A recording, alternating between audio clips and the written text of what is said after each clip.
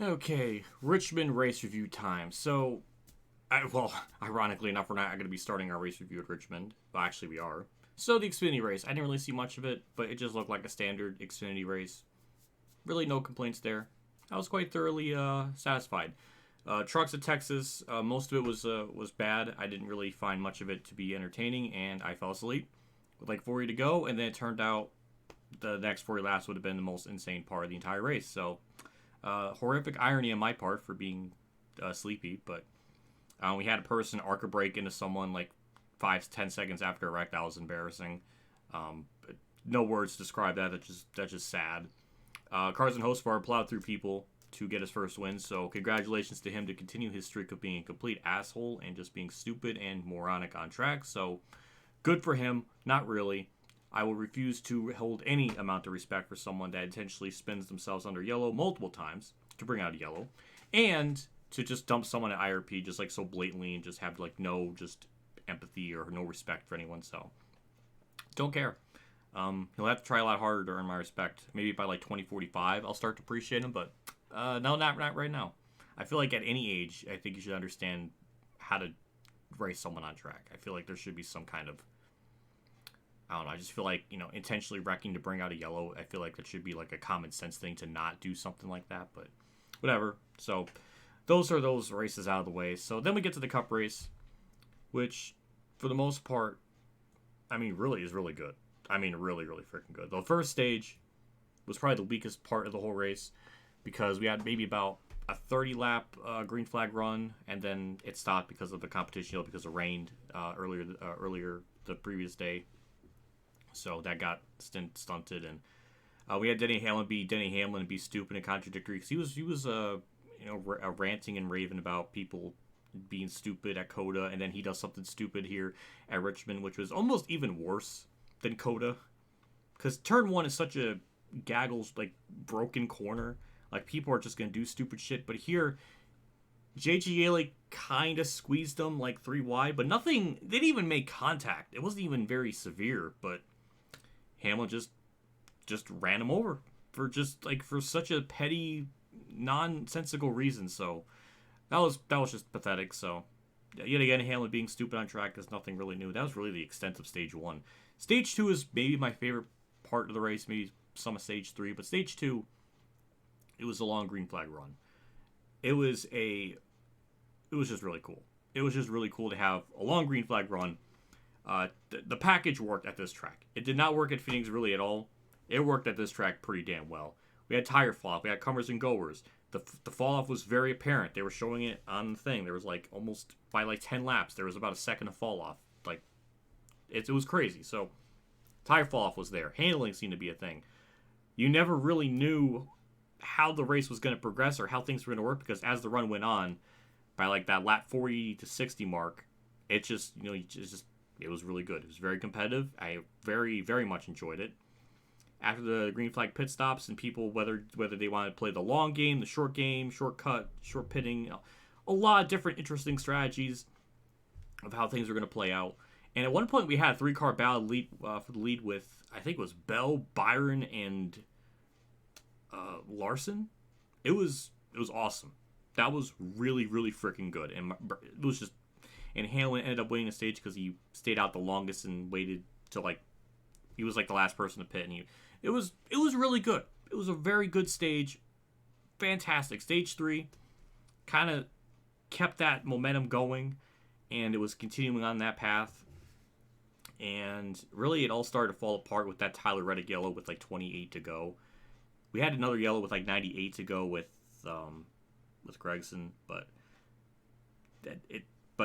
that last one with 28 to go, that just really messed up the strats of how things was going to progress, and it screwed Truex. He didn't have extra spare tires, so he had like 6 lap scuff ones, and his race is pretty much over from there, which sucks for me as a Truex fanboy. But yeah, after that last 30 laps wasn't really nearly as interesting, and it definitely was not as exciting of a finish compared to last season. But overall, the whole race was really, really rock solid.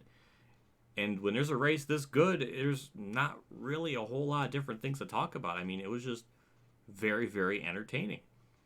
And again, I just wish stages weren't a thing because this could have played out and just would have been even better. But that's just what we're dealt with. And don't even get me started on Logano being stupid about wanting stages and stuff.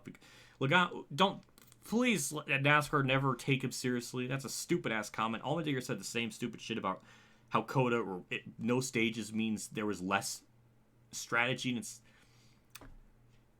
sometimes I wonder about these drivers' opinions. Like it's just astronomical that anyone could defend stage cautions.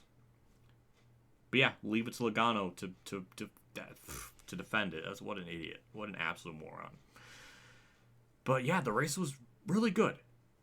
It could have been. This was really close to being like a 9, but that finish wasn't nearly as interesting. That stage yellow kind of knocked it down to like both of them like half a point. So I'm gonna probably give it a rock solid 8. Probably I think my second favorite race of the season, maybe next to Auto Club. I mean, it's up there. It was teetering on being easily best race of the year if that last 28 laps just played out, because Truex and Byron, they were battling for a lead as that yellow came out, and it would have been interesting to see because Bell was like one of the last people to pit, and he was starting to run people down. So there's a lot of interesting developments progressing through the race that unfortunately we just never got to see. But overall, I could not really stress enough how good this was. This package worked perfectly at Richmond, I thought.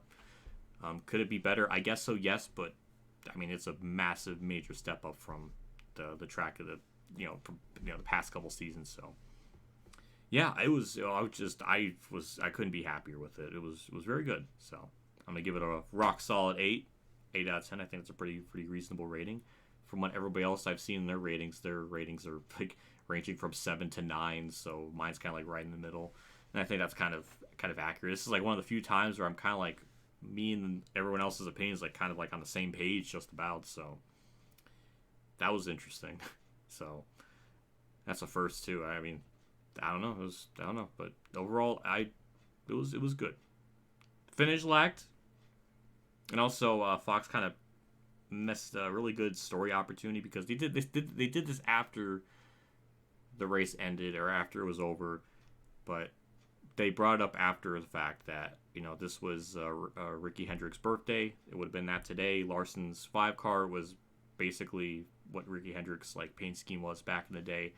So the timing of that was pretty cool, really good storyline. I wish that was played up more right at the end of the race, just because I think it would have just hit that much more, because there really wasn't much excitement in the booth right there at the end, and I don't know how much you can get excited of just Larson winning by like a second and a half or something.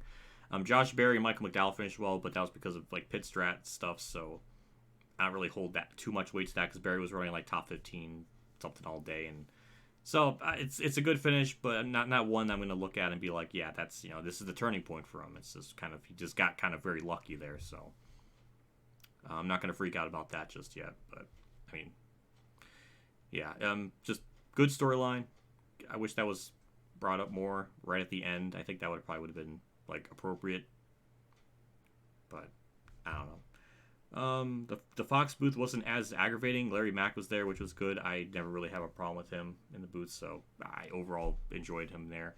It didn't seem as obnoxious. Boyer definitely didn't seem to be as annoying, so I'm hoping that is a thing from now on, or he just doesn't play Mr. Comedian like Eddie Murphy or something, because it's just ridiculous. And Clint Boyer is kind of like a worse version of Darrell Waltrip, like a Dollar General version of it or something. I don't know. Darrell Waltrip would have his moments of being like annoying, but then there'd be moments where like he would just be kind of funny when he's not trying to be, and I feel like that's the way you would have to approach it. Don't try to make jokes. Just I don't know.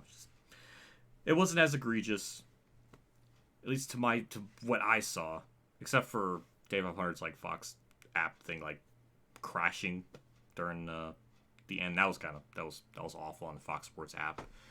But the race itself, it was really good. I mean, I really could not stress enough how much better this race was compared to other Richmond races, from start to finish, and even towards the end. I mean, even though my boy Truex was leading, I was trying to have that bias cap off. I'm just kind of looking at it, I was like, okay, this is really exciting, because I didn't know how things were going to play out. Bell was one last people to pit. He was real. There's a lot of, I just wish that I wish he went green there at the end, because that was shaping up to be something really awesome, and that would have capped like a really really good race. But it got knocked down just that little bit there at the end. But nothing that's like end of the world, but very good. So that's my thoughts. Just just I'm quite satisfied. We'll see what Bristol Dirt can do. I don't know. We'll see, but yeah, it was really nice. I got nothing more. Bye.